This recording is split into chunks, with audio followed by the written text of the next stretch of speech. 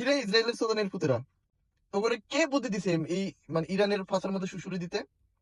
কে কইছিল তোকে? কই ডোনাল্ড ট্রাম্পে কইছে না অন্য কে কইছে? হাসিনা কো কে কইছে? তোকে দরকার ছিল যে ইরানের ফাঁসের মধ্যে সুশুরি দিতে? মানে সুশুরি দেওয়ার পরিণাম কি হয়েছে দেখছিস তো?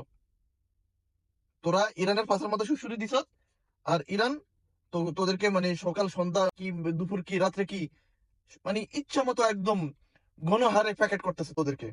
এখন ভালো লাগতেছে না? এখন এই যে প্যাকেট হইতেছ এই সকাল সন্ধ্যা, এখন কেমন লাগে বল?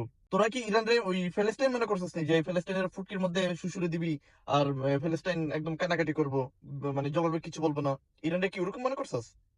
তো ওইরকম যদি মনে করে থাকস, তোরা বোকার স্বর্গে বাস করছিস, আর এই বোকার স্বর্গে বাস করার কারণে এখন এটার প্রতিদান একদম নগদে নগদে পেয়ে গেছিস। তো ইরান এখন অন দা ফায়ার। সকল মুসলিম মিল্লাতের উচিত ইরানের পাশে দাঁড়িয়ে ঐক্যবদ্ধ হয়ে এই ইসরায়েলের আগ্রাসনের বিরুদ্ধে প্রতিহত করা।